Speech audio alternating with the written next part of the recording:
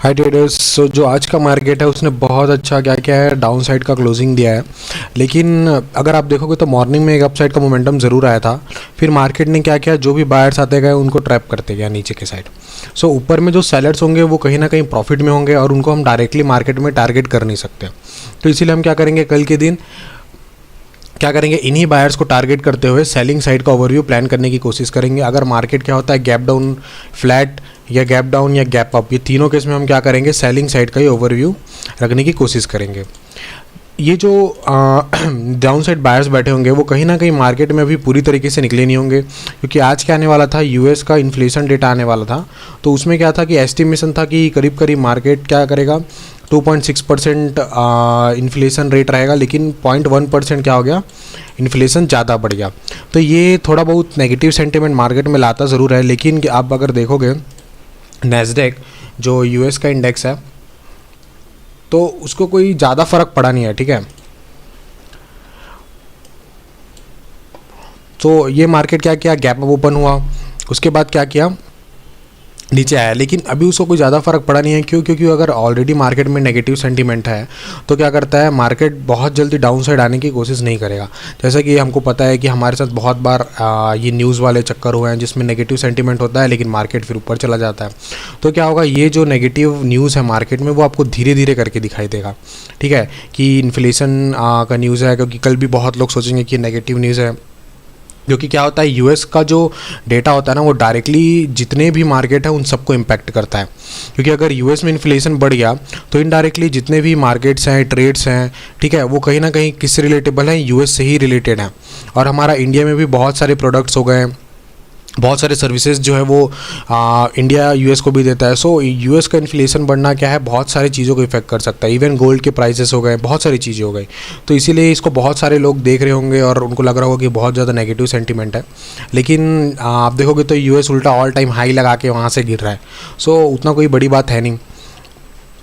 इसीलिए हम क्या करेंगे, ज़्यादा सेंटीमेंट को ना देखते हुए यही जो मार्केट जिस तरीके से चल रहा है हम सीधा ट्रेंड के हिसाब से जो चलते रहेंगे नीचे के साइड। क्योंकि ऑलरेडी मार्केट ने एक रेंज बनाया हुआ है, ठीक है। ये जो रेंज है वो कभी ना कभी उसको ब्रेक करना ही पड़ेगा, 350 पॉइंट का। तो ये जो रेंज है ना, निफ्टी 50 में हो गया, बैंक निफ्टी में हो गया, किसी भी साइड अगर डाउन साइड ब्रेक करता है, अप साइड ब्रेक करता है, तो कहीं ना कहीं क्या करेगा, कोई ना कोई बायर्स आ जाएंगे। अगर अप साइड ब्रेक करेगा और डाउन साइड ब्रेक करेगा तो सेलर्स आ जाएंगे। इसीलिए ये रेंज ना मार्केट गैप अप या गैप डाउन होकर ही ब्रेक करेगा। और ऐसे अगर मान के चलो कि नेगेटिव सेंटीमेंट में अगर ये डाउन साइड ब्रेक करता है मार्केट, तो वो सस्टेन नहीं करेगा, फिर से ऊपर आ जाएगा, ठीक है। इसीलिए हमको थोड़ा देख के काम करना पड़ेगा। बाइंग साइड का हम ओवरव्यू रखेंगे नहीं। अगर मार्केट क्या होता है, समझ लो गैप अप ओपन होता है, ठीक है, तो उसके बाद डायरेक्टली हम सेल नहीं करेंगे मार्केट में।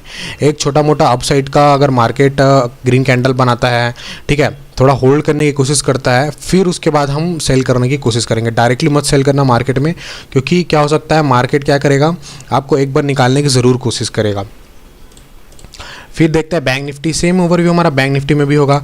कहीं ना कहीं यहाँ इस तरीके से नज़र आ रहा है कि यहाँ पर जो बायर्स होंगे उनको मार्केट ने निकाल दिया, बट ऐसा है नहीं। मार्केट में अभी भी ये बायर्स बैठे होंगे, क्योंकि जब मार्केट में एक रेंज बन जाता है ना, तो ऑप्शन सेलर्स क्या करते हैं, ऊपर से कॉल शॉर्ट कर देंगे और नीचे से पुट शॉर्ट कर देंगे, ठीक है। वो एक रेंज में काम करने की कोशिश करते हैं। तो जब तक ये रेंज नहीं टूटेगा ना, वो अपने पोजीशन से एग्जिट नहीं करने वाले हैं ईजिली। तो अभी भी मार्केट में नीचे बायर्स बैठे होंगे, इसीलिए हम क्या करेंगे, डाउन साइड उन्हीं को टारगेट करते हुए सेलिंग साइड का ही ओवरव्यू प्लान करने की कोशिश करेंगे। हमारे लिए सबसे अच्छा ट्रेड क्या हो सकता है, अगर मार्केट 55,200 के आसपास खुले, ठीक है, इसमें हम लोग क्या कर सकते हैं, इजीली सेलिंग साइड का ट्रेड प्लान कर सकते हैं। डाउन साइड में ऑलरेडी मार्केट में ऐसा क्या होता है, ऑलरेडी एक दिन नेगेटिव चार्ट बना हुआ है, फिर ऊपर के जो सेलर्स है वो डायरेक्टली प्रॉफिट में भी आ सकते हैं, ठीक है, या फिर क्या हो सकता है, प्रॉफिट बुकिंग भी कर सकते हैं, मार्केट ऊपर भी जा सकता है। यहाँ से कंटिन्यूएशन करे इसके चांसेस बहुत कम है, क्योंकि रेंज का ब्रेकआउट होता है ना, तो उस पर सबकी नज़र होती है। सबको पता है कि अगर मार्केट क्या करता है, एक रेंज का ब्रेकआउट करता है, तो उस साइड में मार्केट में बहुत लोग ट्रेड प्लान करने की कोशिश करते हैं। तो उनका पैसा बनने वाला है नहीं ईजिली, क्योंकि रिटेलर्स ईजिली पैसा बना नहीं सकते, जितने यहाँ पास ऑपरेटर बैठे हैं वो बनाने देंगे नहीं। इसीलिए हम क्या करेंगे, गैप डाउन में थोड़ा देख के कोशिश करेंगे, थोड़ा बहुत अपसाइड का मोमेंटम आ जाए या कुछ हो जाए, उसके बाद ही सेलिंग का प्लान करेंगे। फिर हम देखते हैं कि बिटकॉइन में क्या हो रहा है। क्योंकि बिटकॉइन भी आज के दिन बहुत इंपॉर्टेंट न्यूज़ जो इन्फ्लेशन का न्यूज़ आने वाला है उसे बिटकॉइन के भी प्राइसेस बहुत ज़्यादा इफेक्ट होंगे। होता क्या है कि मान के चलो जब इन्फ्लेशन बढ़ गया, मान के चलो यूएस में, ठीक है, तो इन्फ्लेशन जब बढ़ता है ना मार्केट में, तो क्या होता है कि उसको कंट्रोल करने के लिए इंटरेस्ट रेट बढ़ाए जाते हैं। तो क्या होता है कि बिटकॉइन एक तरीके का हेजिंग इंस्ट्रूमेंट है, उसमें बहुत सारे लोग इसलिए इन्वेस्ट करते हैं क्योंकि हेजिंग करके चलते हैं। मान के चलो कि कभी आपका स्टॉक मार्केट गिर रहा है या उसमें कुछ ऐसा न्यूज़ आ गया, कुछ भी हो गया, तो कुछ ना कुछ एक हेजिंग इंस्ट्रूमेंट जैसे गोल्ड हो गया, बिटकॉइन, तो उसको भी आज की डेट में लोग थोड़ा हेजिंग इंस्ट्रूमेंट की तरह यूज़ कर रहे हैं। तो कहीं ना कहीं इसमें भी लोग पैसा डालना बंद कर देंगे अगर इंटरेस्ट रेट बढ़ गया, ठीक है। तो एक तरीके का नेगेटिव न्यूज़ इसके लिए भी है। इसीलिए मार्केट क्या कर रहा है, अभी देखो यहाँ पर से एक होल्ड करने की कोशिश ज़रूर कर रहा है, लेकिन क्या है, जिस तरीके से मार्केट ने एक हाई लगा के जिस तरीके से डाउन साइड सस्टेन किया है, जब तक मार्केट क्या करता है ये लेवल नहीं निकाल देगा, ठीक है, इस लेवल के ऊपर अगर मार्केट जब तक सस्टेन नहीं करता तब तक हम क्या करेंगे, सेलिंग साइड का ट्रेड प्लान करने की कोशिश कर सकते हैं। अभी देखो यहाँ पर मार्केट क्या कर रहा है, थोड़ा अप साइड जरूर जा सकता है, क्योंकि क्या कर रहे हैं लोग ना, जो इन्फ्लेशन का न्यूज़ है उसके चक्कर में लोग यहाँ सेलिंग करने की कोशिश कर रहे हैं। और अगर यहाँ से डायरेक्ट सेलिंग हो गया तो अच्छा खासा नीचे मोमेंटम देखने को मिल जाएगा। तो अब यहाँ पर अगर मान के चलो सबको पता है कि एक इन्फ्लेशन का न्यूज़ है प्लस नेगेटिव न्यूज़ है, तो हर कोई सेलिंग करने लग जाएगा, ठीक है।